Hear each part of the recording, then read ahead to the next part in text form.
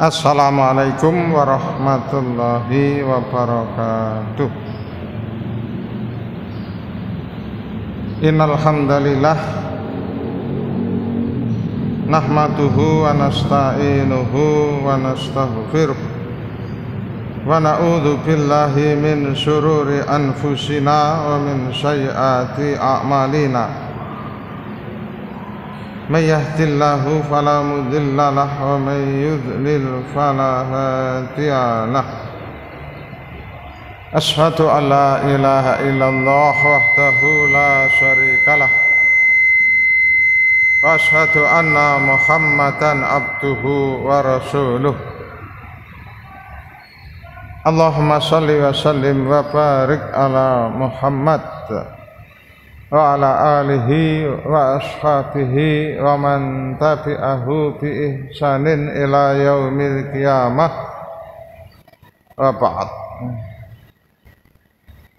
Jamaah rahimakumullah, kita lanjutkan kajian kita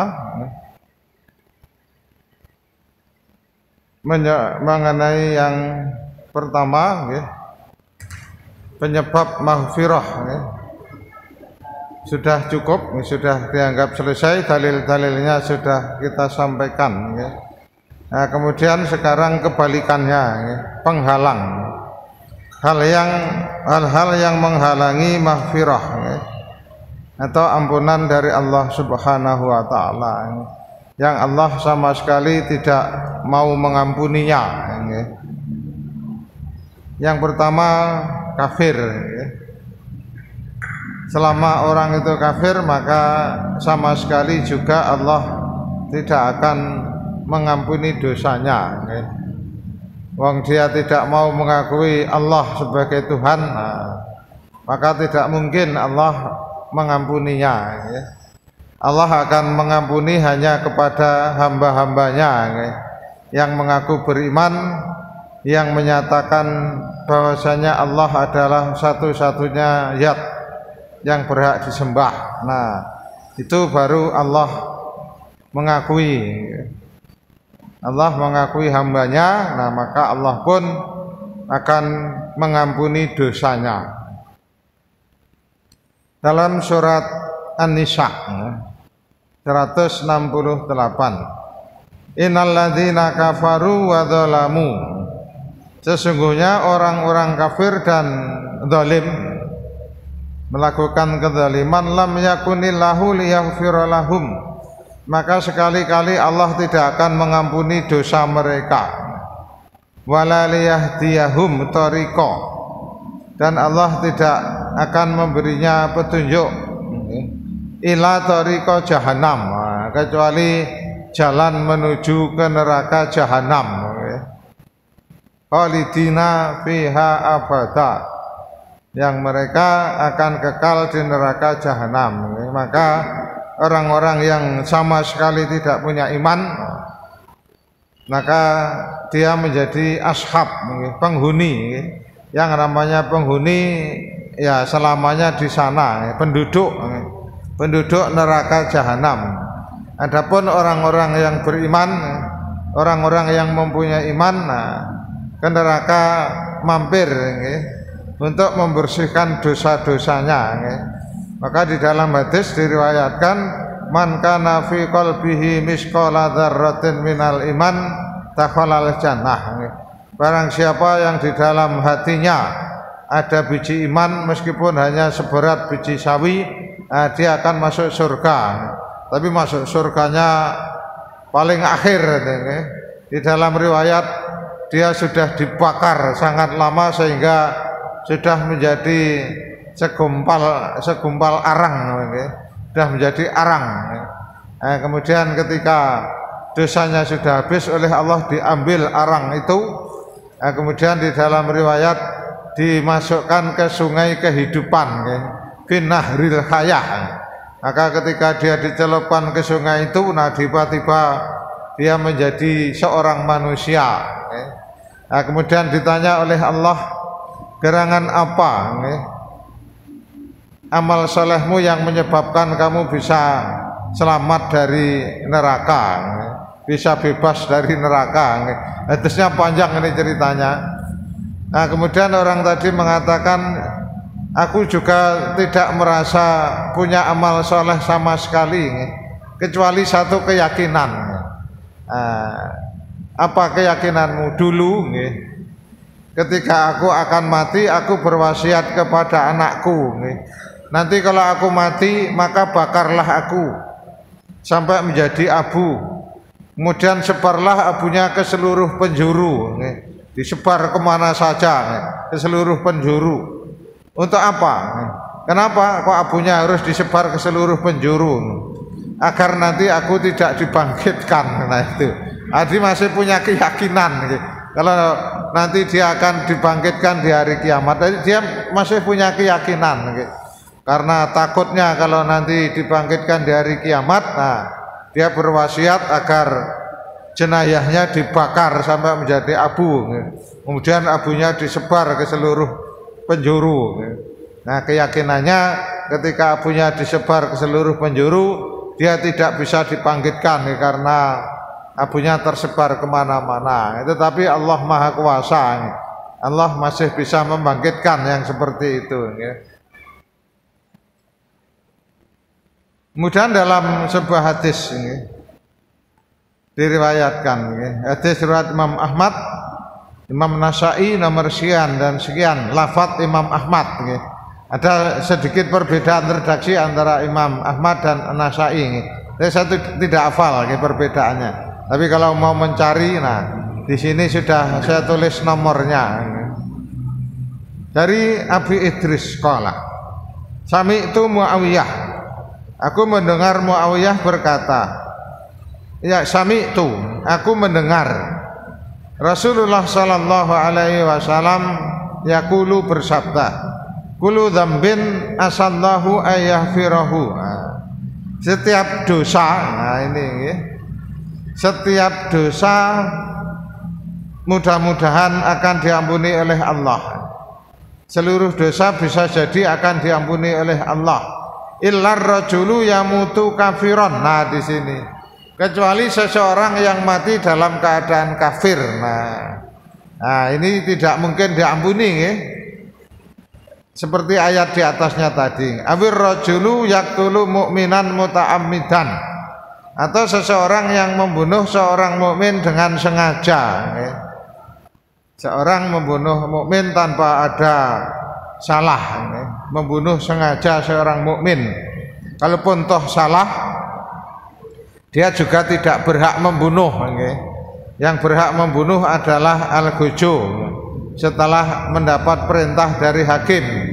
Setelah hakim memutuskan ini bersalah, hukumannya mati, nah baru al-ghujo melaksanakan hukuman itu. Tapi kalau kita sendiri membunuh tetap tidak boleh, meskipun saudara kita dibunuh.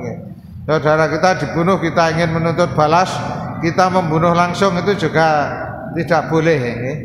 Nah, karena kalau begitu nanti akan saling balas membunuh keluarganya yang dibunuh dendam, kemudian membunuh, lah itu terus menerus tidak akan habis. Nah, maka yang berhak membunuh ketika ada yang membunuh adalah al-ghujo. Nah, yang al-ghujo itu pun atas perintah hakim, atas perintah pengadilan negara.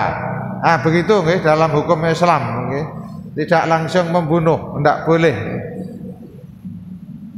Berikut, jadi sekali lagi kufur, maka selama seseorang tidak punya iman sama sekali, nah maka tempatnya adalah neraka, khalidina fiha abada. Nah, ayatnya jelas ini, mereka kekal selama-lamanya berada di neraka. Berikut, syirik. Maka syirik itu pada dasarnya juga kekafiran.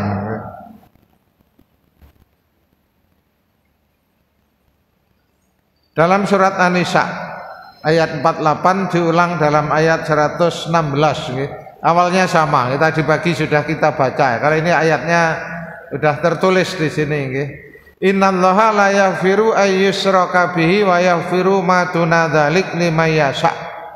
Sesungguhnya Allah tidak mengampuni kalau Allah disekutukan.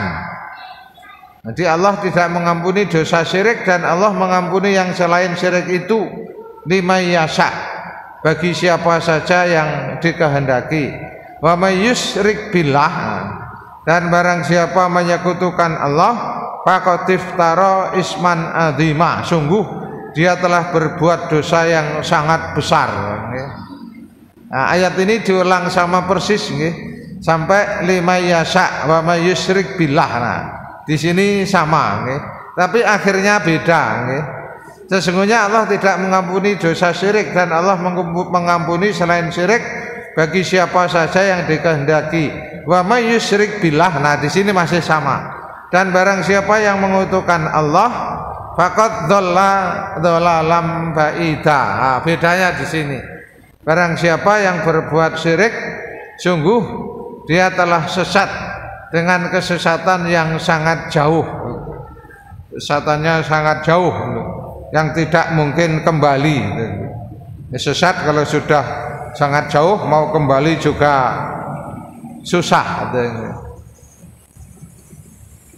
Nah, kemudian di dalam hadis dijelaskan, Allah Rasulullah menjelaskan di dalam sabdanya bahwasanya Abu Dzar telah menceritakan dari Nabi, dari Rasulullah sallallahu alaihi wasallam qala, innallaha azza wa jalla yaqul. Ini berarti hadis qudsi. Di hadis yang dalam hadisnya Rasulullah mengutip firman Allah. Sesungguhnya Allah berfirman. Nah, ini namanya hadis qudsi. Ya abdi, wahai hambaku, ma'abattani, selama engkau menyembah aku, warajautani, dan engkau mengharap akan ampunanku. Selagi engkau menyembahku dan berharap kepadaku, maksudnya berharap rahmat Allah, mengharap maghfirah Allah, apapun harapannya kepada Allah. Fa ini ghafirun laka, maka aku akan mengampuni dosa-dosamu. Maka nafika, apapun dosamu, seberat apapun, sebesar apapun, sebanyak apapun dosa yang telah engkau lakukan. Nah, itu di seberat apapun, sebesar apapun dosa yang kita lakukan. Tapi kalau kita masih menyembah Allah, tidak menyekutukan Allah, ya abdi, wahai hambaku, innaka in lakitani, jika kamu menemuiku nanti di hari kiamat, biqurabil ardi khati'atan, dengan membawa dosa seberat bumi. Itu berarti kan tidak terhitung. Biqurabil ardi khati'atan, sini terjemahnya dosa-dosa sepenuh bumi. Prinsipnya dosa yang sangat banyak, kan? Andaikan engkau menjumpai aku dengan membawa dosa seberat bumi, malam tusrik biha, di sini selama engkau tidak menyekutukan aku, lagi tuka, maka aku akan menemuimu biqurabiha mahfiratan, mahfirah sebesar bumi juga. Begitu. Nah, ini maha mahfirahnya Allah. Jadi selama kita tidak berbuat syirik, meskipun dosa kita sangat banyak, maka Allah juga akan datang dengan mahfirah yang semisal, dengan mahfirah juga yang sangat besar. Hadis riwayat Imam Ahmad. Ada redaksi yang lain, riwayatnya juga Imam Ahmad. Imam Muslim juga ada. Sumbernya sama dari Abu Dzar. Kalau sini nomor hadisnya saya tulis.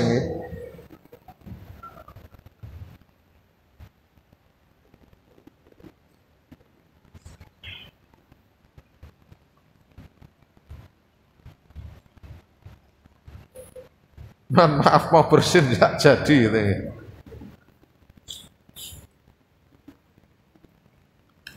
Sumbernya sama dari Abu Dzar. Lau anna abdi, andaikan hambaku, istakbalani, mendatangiku nanti di hari kiamat, biqurabil ardi khotoya, dengan dosa seberat bumi, Istakbaltuhu maka aku akan menemuinya bi qurabiha mahfirah yang seberat bumi juga. Begitu nggih. Yang ini riwayat Muslim. Kalau ini yang paling populer ini. Ini aslinya hadisnya panjang, cuma saya ambil bagian belakangnya saja. Redaksi yang sama tadi. Waman lakiyani bi qurabil ardi. Barang siapa yang menemuiku dengan membawa dosa seberat bumi, ya. Bahasanya sama, ya. Cuma redaksi Arabnya beda. La yusrik bi syai'an, selama dia tidak menyekutukan aku, laki tuhu maka aku akan menemuinya bimisliha mahfirah semisal itu juga, ya. Mahfirah yang sangat besar juga, ya. Tapi syaratnya dia tidak berbuat syirik, syaratnya dia tidak pernah menyekutukan Allah, ya. Maka syirik memang dosa paling besar, ya. Di ayat yang sudah kita baca tadi, Allah tidak akan mengampuninya selama dia belum taubatan nasuha, ya. Satu lagi, nah setelah ini kita menjawab beberapa pertanyaan, ya. Mengulang-ulang dosa, ya. Kul, katakanlah Muhammad, ya. Lilladzina kafaru, kepada orang-orang yang kufur, ya. Iyantahu, jika ia berhenti dari kekufurannya, ya, kemudian dia beriman, maka yughfar lahum, akan diampuni baginya kekufurannya, makot salaf, apa yang telah lalu. Wa iyaudu, tapi dia jika kembali kepada perbuatan dosa, fakot madot sunnatul awalin, maka ingatkanlah akan berlaku baginya apa yang telah berlaku sebagaimana umat-umat terdahulu yang banyak berbuat dosa yang akhirnya dibinasakan oleh Allah. Ini yang namanya tobat harus betul-betul tobat. Kalau masih mengulang dosa, itu belum tobat nasuha. Kalau orang Jawa istilahnya kapok lombok. Orang kalau kepedesan itu seolah-olah kalau sudah kepedesan itu tidak akan lagi mau makan sambal. Tapi begitu pedesnya hilang, dia masih makan sambal lagi. Kalau orang Jawa istilahnya kapok lombok. Menyesalnya hanya sebentar, tapi kalau pedesnya hilang, dia akan makan sambal lagi. Nah, maka kalau taubatan nasuha itu disebut dengan lupa saya, kapok encit, encit istilahnya. Kalau sudah encit tidak akan mengulang, begitu. Kemudian ada penjelasan, ada keterangan dari sahabat Abdullah bin Umar, dari Ali ibnu Zaid, dari Ayyub ibnu Abdullah, yang mengatakan bahwa ketika ia berada di hadapan Abdullah bin Umar, datanglah menghadap kepadanya seorang lelaki yang langsung bertanya kepadanya, sesungguhnya Allah Subhanahu wa ta'ala telah berfirman, dan perangilah mereka supaya jangan ada fitnah lagi, dan supaya agama itu semata-mata bagi Allah. Ibnu Umar menjawab, kami telah berperang hingga tidak ada fitnah lagi, sedangkan kalian berperang agar tidak timbul fitnah lagi, dan agama itu bagi selain Allah. Nah, ceritanya waktu itu, pada zaman sahabat, dia berperang kan untuk menghentikan fitnah, siksaan-siksaan orang kafir terhadap orang Islam. Tetapi masa setelah itu, ketika umat Islam sudah di atas angin, umat Islam punya kekuasaan, nah, timbul fitnah dari orang-orang di luar orang Islam, di luar orang-orang negara Islam. Nah, kalau itu memang harus diperangi, tetap diperangi. Tapi kalau dia akhirnya beriman, nah, maka sudah tidak boleh diperangi. Tapi kalau memberontak lagi, ya diperangi. Nah, begitu dalam hukum Islam. Dalam hukum Islam, jadi kalau bugot istilahnya, bugot memberontak, Kalau ada orang memberontak, negara Islam memang hukumnya diperangi. Begitu. Kemudian kita jawab beberapa pertanyaan ya. Nanti kalau waktunya masih akan kita lanjut ya. Tanya Ustadz, saya sudah lama menderita sinusitis ya. Saya hanya menggunakan obat yang diminum dulu, tapi sekarang dikasih obat semprot di hidung. Nyemprotnya 1 kali di pagi hari. Nah, di bulan puasa ini saya suka lupa menyemprot pada waktu sahur. Pertanyaannya, apakah membatalkan puasa? Ini sering ditanyakan. Ketika itu tidak sampai ke tenggorokan, maka tidak membatalkan. Tapi kalau itu sampai tenggorokan, kemudian terasa itu seperti masuk ke ke perut, nah maka itu baru membatalkan. Seperti halnya suntik. Suntik itu tidak membatalkan puasa. Sudah banyak fatwa-fatwa ulama yang membatalkan puasa itu ketika diminum melalui mulut. Nah, kalau melalui hidung itu bisa jadi sampai tenggorokan, tapi bisa jadi juga. Tapi kalau hanya uap itu tidak. Seperti dulu kalau orang sakit apa itu yang dihirup, yang dulu sama saya ingat mental atau apa ya dulu mereknya itu. Apa itu Pak istilahnya? Ada kan obat pilek, obat batuk itu, Mentos kalau tidak salah. Nah seperti itu. Kalau seperti itu tidak membatalkan ya. Nah, saya kurang tahu persis ini apakah ini sampai masuk ke tenggorokan atau tidak. Kalau tidak sampai masuk ke tenggorokan tapi tidak masalah, hanya uap. Kalau hanya uap tidak masalah. Tapi kalau cairan yang akhirnya masuk ke tenggorokan, nah maka memang itu membatalkan. Begitu. Berikut. Ada yang menyumbang beras untuk berbuka, tetapi pada akhir Ramadan beras tidak habis. Apakah beras tersebut boleh disedekahkan atau digunakan untuk buka puasa Senin Kemis di masjid? Nah, boleh nggih, ini sama saja nggih. Niatnya kan sama nggih. Niatnya untuk berbuka di bulan Ramadan atau puasa Senin Kemis apa saja nggih. Nah, kalau berbukanya untuk puasa wajib, nah berarti dia mendapatkan pahala seperti orang yang berpuasa wajib.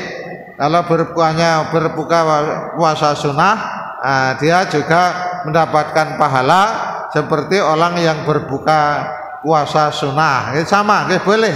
Ataupun untuk yang jelas disedekahkan untuk apapun boleh. Tapi kalau masih ada puasa ya yang lebih utama sesuai dengan niat awalnya, karena niat awalnya adalah untuk buka puasa. Nah, maka ketika masih ada amalan berbuka puasa ya diarahkan ke sana, itu yang lebih mendekati itu. Tapi ketika sudah tidak ada buka bersama, ya sudah disedekahkan kepada siapapun yang membutuhkan. Nah begitu. Manusia tidak ada yang luput dari dosa kecil terutama. Sudah bertobat tapi berulang lagi, seperti melihat sesuatu yang karena apa ini? Telekomunikasi teknologi yang canggih yang akhirnya sulit untuk menghindari itu. Bagaimana, apakah akan diampuni?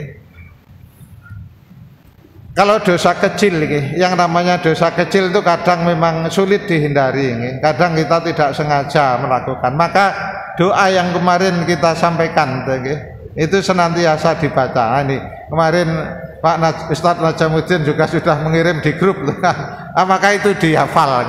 Itu salah satu doa yang juga menggugurkan dosa. Yang ini Rasulullah biasa membacanya ketika sujud, tapi di luar sujud juga boleh dibaca. Doa yang biasa dibaca sujud dibaca di luar boleh, tapi kalau yang disunahkan di luar dibawa ke sujud, yang itu tidak boleh. Yang itu tidak boleh. Tapi kalau doa yang di sujud kita baca di luar sujud, boleh mungkin kita lupa mau baca di sujud, nah maka boleh juga dibaca kapanpun kalau seperti ini. Allahumma firli dzambi kullahu tikkahu wa jillahu wa awwalahu wa akhirahu wa alaniyatahu wa sirrahu. Nah, ini kaitannya memang dosa kecil, ini dosa kecil, karena kalau dosa besar itu betul-betul harus taubatan nasuha. Kalau dosa kecil itu beristighfar saja menggugurkan dosa. Bahkan berwudu kan di dalam hadis itu, berwudu menggugurkan dosa. Nah, termasuk zikir ini, ada beberapa zikir itu yang menggugurkan dosa.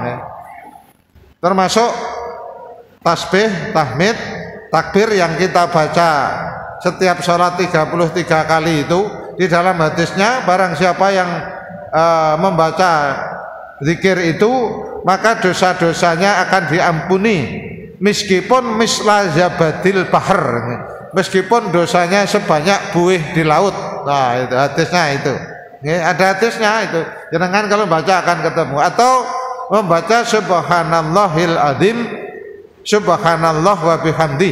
Oh, yang ini cuma subhanallah wa bihamdi, subhanallah wa bihamdi man qalaha. Barang siapa yang membacanya mi'ata marrah, sebanyak 100 kali, maka ghufiralahu, maka diampunilah dosa-dosanya meskipun misla yabadil bahar, sama meskipun sebanyak buih di laut. Nah, itu nggih. Jadi kalau dosa-dosa kecil, nah maka beberapa zikir, nah itu akan menggugurkan dosa-dosanya meskipun sebanyak buih di laut, termasuk berwudu tadi. Kalau berwudu kan ketika membasuh wajah, dosa yang dilakukan oleh wajah kita mungkin melihat sesuatu yang tidak seharusnya dilihat, maka gugurlah dosa-dosa dari wajahnya.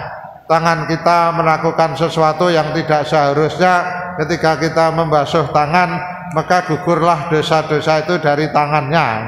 Dari kaki kita juga begitu, mungkin kaki kita melangkah ke tempat yang tidak seharusnya, atau kaki kita menendang sesuatu yang seharusnya tidak ditendang. Nah, maka ketika kita membasuh kaki, nah maka gugurlah dosa-dosanya. Nah, begitu. Begitu, jadi kalau dosa-dosa kecil, nah maka ada beberapa amal, beberapa doa, beberapa zikir, nah yang dengan zikir itu, nah dosa-dosanya akan gugur. Nanti insya Allah sudah saya tuliskan, amal-amal penggugur dosa, amalan-amalan yang menggugurkan dosa, termasuk beberapa zikir. Seingat saya sudah saya tulis, nanti insya Allah juga akan kita bahas setelah ini selesai. Ini yang masih kaitannya tentang dosa, tentang taubat, gitu, tentang maghfirah.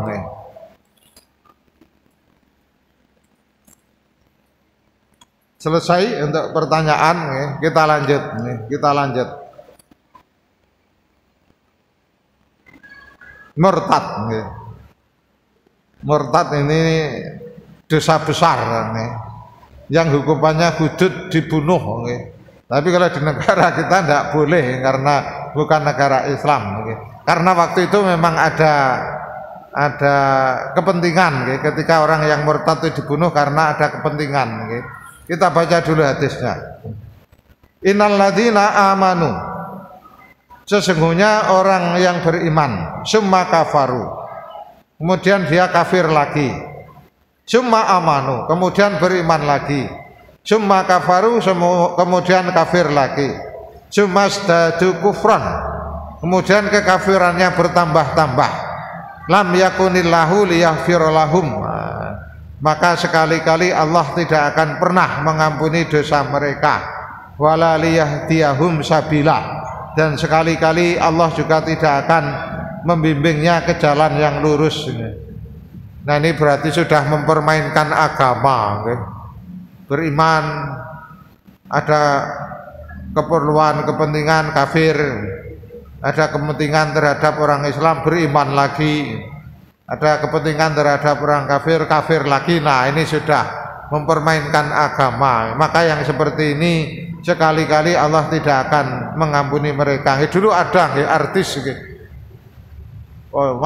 masih kecil waktu itu, tahun 80-an berapa, ada seorang artis karena ingin menikah dengan artis muslim akhirnya dia masuk Islam, kemudian cerai, ketika cerai kafir lagi, kemudian ingin menikah lagi dengan Islam lagi. Wah, ini sudah berat, Allah tidak akan pernah mengampuni kalau yang demikian. Nah, kemudian penjelasan dari hadis ini dari sahabat Ali. An Aliyin, dari sahabat Ali radhiyallahu an qala yustatabu lil murtadi thalasan. Orang yang murtad disuruh bertobat sebanyak 3 kali. Kalau sudah murtad disuruh bertobat 3 kali. Summa tala hadil ayah. Kemudian sahabat Ali membaca ayat ini. Nah, diingatkan, masih diingatkan, tidak langsung dibunuh, diingatkan dulu. Kemudian dari Ayub, dari Ikrimah, anna Aliyan, bahwasanya Ali, sahabat Ali, harraqa qauman, membunuh suatu kaum, menghukum suatu kaum dengan membakar. Kaum yang murtad, nggak ada keterangan. Ada kaum yang murtad oleh sahabat Ali dibakar.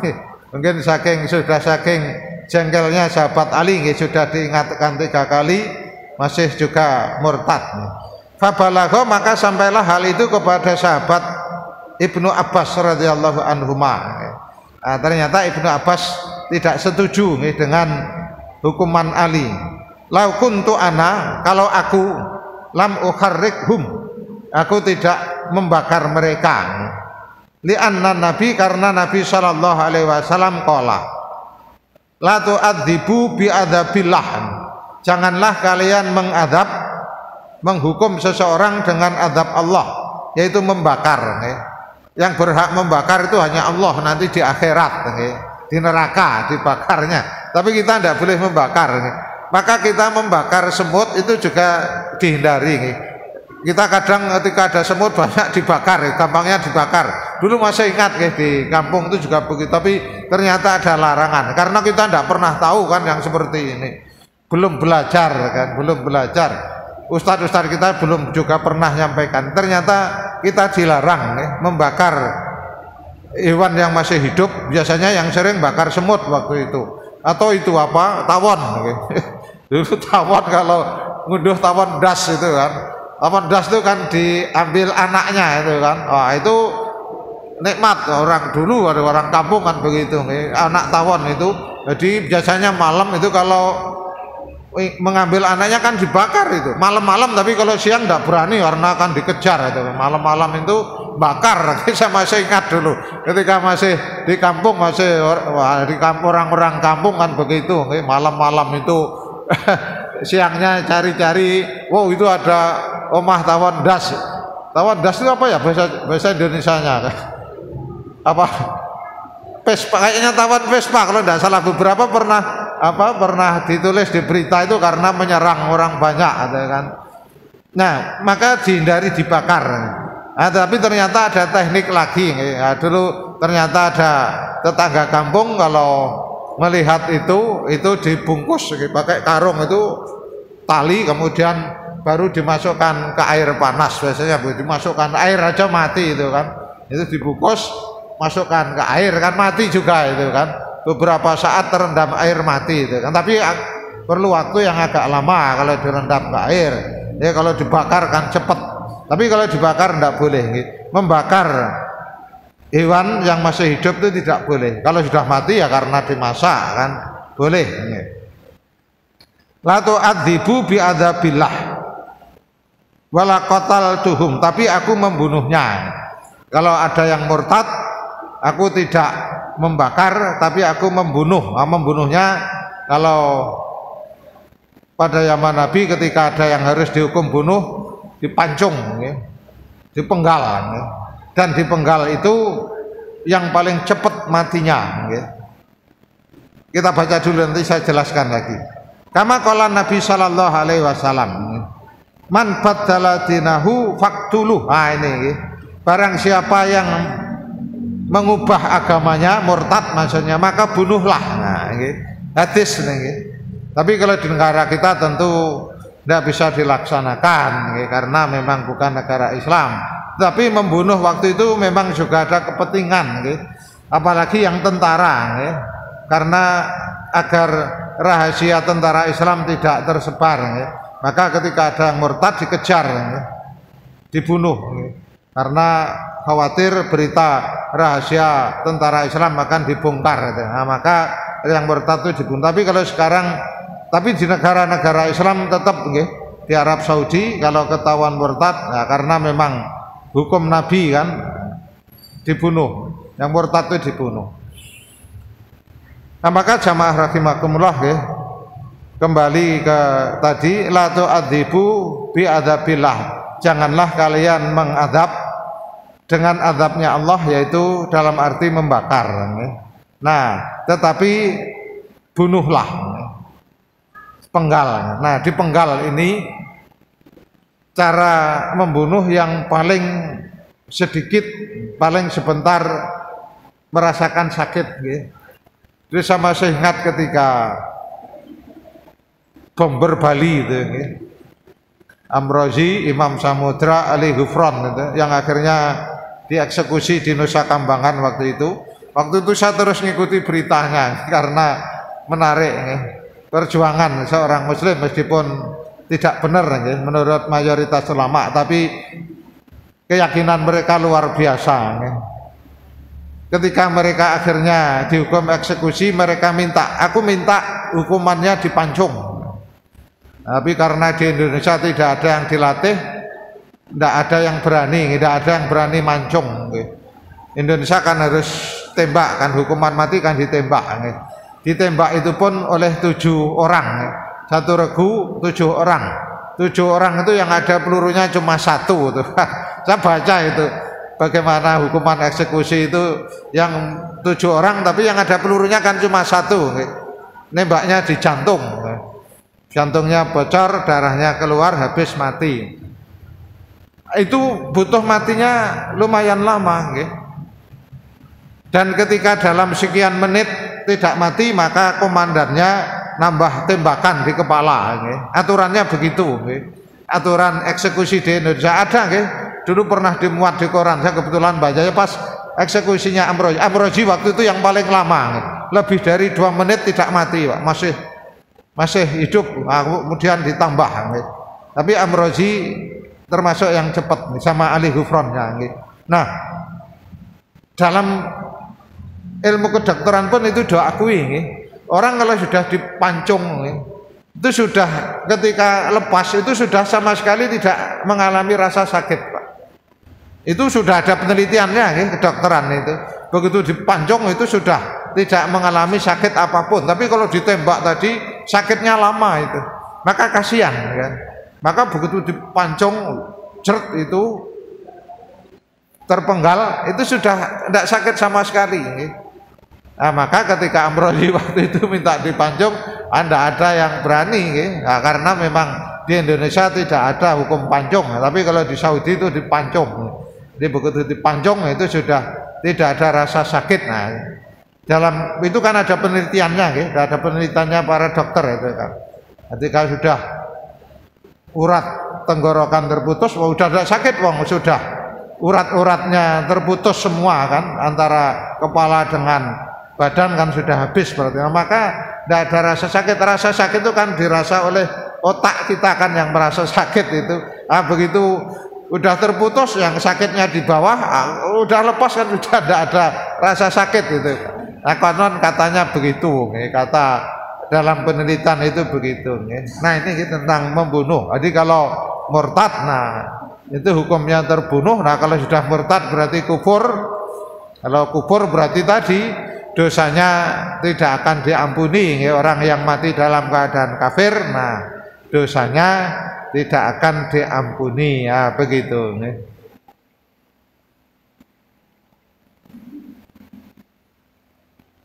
Mengaku kekasih Allah, anak Allah, tetapi mengingkari perintah-perintah Allah. orang Yahudi yang sering merasa nahnu akhibbaullah. Di dalam beberapa ayat ada diceritakan orang-orang Yahudi ketika didawai oleh Rasulullah sering mengatakan nahnu akhibbaullah, kami adalah kekasih-kasih Allah. Di dalam ayat yang lain nahnu abnaullah, di dalam surat Al-Jumu'ah nggih. Qul ya ayyuhalladzina hadu in ja'amtum annakum auliya. Kalau yang apa Al-Jumu'ah auliyaullah, kekasih Allah. Jadi ada menggunakan kata kekasih auliya, tapi ada yang menggunakan kata akhibba, maknanya sama nih. Orang yang dicintai Allah. Di sini akhibba nih. Ya kalau yang Al-Jumu'ah auliya nih. Wa qalatil yahudu wan nasara. Berkatalah orang-orang Yahudi dan Nasrani, nahnu abnaullah, kami adalah anak-anak Allah, wa ahibbauhu, dan kekasih-kekasih Allah. Kul, maka katakanlah, falima yu'adzibukum bidunubikum, lalu kenapa Allah menghukummu, menyiksamu dengan dosa-dosamu jika kamu merasa mengaku anak Allah, kekasih Allah? Tetapi kenapa banyak kaummu yang dihukum oleh Allah? Nah, itu kita disuruh menjawab begitu. Kalau mereka masih merasa kekasih Allah, anak Allah, berapa banyak kaum mereka yang dibinasakan oleh Allah pada zaman Nabi masih ada waktu itu. Fal antum basarum mimman khalaq, tapi kamu ya hanya manusia biasa yang diciptakan oleh Allah, seperti kaum lain, seperti manusia lain. Yaghfiru liman yasha wa yu'adzibu man yasha, yang mana Allah akan mengampuni siapapun yang dikehendaki oleh Allah, dan Allah juga akan menyiksa siapapun yang dikehendaki oleh Allah. Yang dikehendaki oleh Allah tentunya orang yang mau beriman, yang mau beristighfar, bertobat dari dosanya. Yang diazab ya tentu orang yang tidak mau beriman, tidak mau bertobat, tidak mau beristighfar dari dosa-dosanya. Walillahi mulkus samawati wal ard wa ma bainahuma wa ilaihil masyir, bagi Allah lah segala yang ada di langit dan bumi dan apa yang ada di antara keduanya. Di antara kedua langit dan bumi ada makhluk hidup, makhluk yang ada di atas tanah, ada yang di dalam air, ada yang di udara, semuanya adalah di bawah kekuasaan Allah. Kemudian di dalam hadis dijelaskan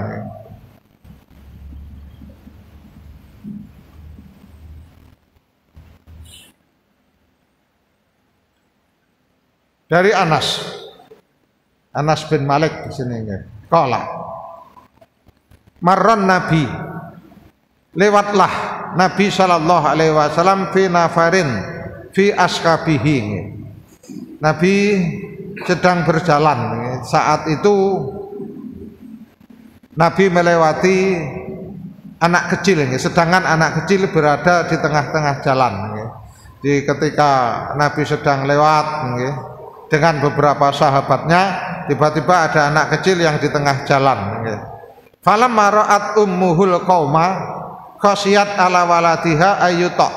Nah, tiba-tiba ibunya melihat, yang ibunya histeris, takut kalau anaknya terinjak oleh Nabi dan sahabatnya yang sedang lewat. Fa'at balat tas'a. Kemudian ibunya tadi segera datang.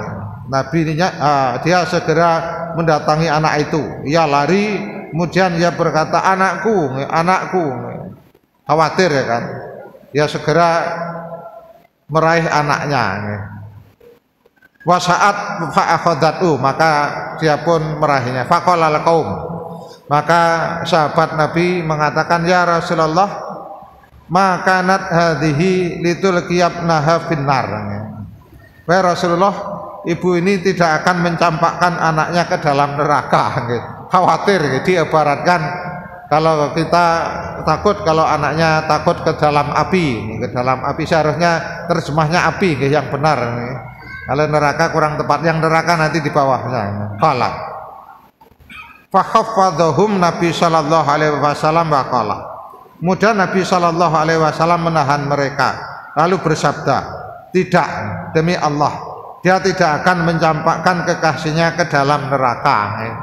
Ini untuk kiasan ayat tadi, Andaikan kamu itu kekasih Allah, tentunya tidak mungkin Allah mencampakkan kalian ke neraka, karena seseorang yang mencintai orang yang dicintainya tidak mungkin membiarkannya terjerumus ke dalam kebinasaan.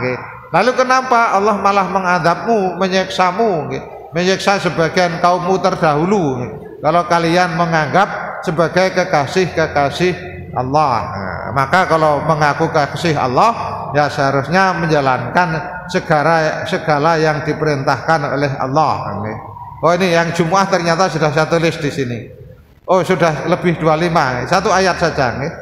Qul ya ayyuhalladzina hadu in ya amtum annakum awliya'ulillah fatamannawul mauta in kuntum shadiqin. Katakanlah Muhammad kepada orang-orang Yahudi, jika kalian menganggap sebagai kekasih-kasih Allah selain manusia yang lain, maka berharaplah kematian jika kalian memang benar. Tetapi wala yatamannawnahu abada, sekali-kali mereka tidak berani mengharap kematian karena apa yang telah mereka berbuat, dan Allah Maha tahu terhadap orang-orang yang telah berbuat zalim. Nah, ini hanya ngaku-ngaku. Kalau kita mengaku ahlu sunnah, ya harus kita kerjakan sunnah itu. Jangan hanya mengaku ahlu sunnah tapi banyak melakukan perbuatan bid'ah. Nah, tidak boleh. Hanya pengakuan, harus kita buktikan. Kalau kita mengaku ahlu sunnah, maka sunnah Nabi harus kita kerjakan. Yang bid'ah harus kita tinggalkan. Seharusnya begitu. Banyak saudara kita selalu bangga ahlu sunnah wal jamaah, kemana-mana aswaja. Aswaja itu singkatan ahlu sunnah wal jamaah. Tapi perbuatannya banyak yang jauh dari sunnah Rasulullah Shallallahu Alaihi Wasallam. Saya kira begitu persiapan untuk berbuka. Demikian, semoga bermanfaat, mendapat ridha dari Allah Subhanahu Wa Taala. Assalamualaikum warahmatullahi wabarakatuh.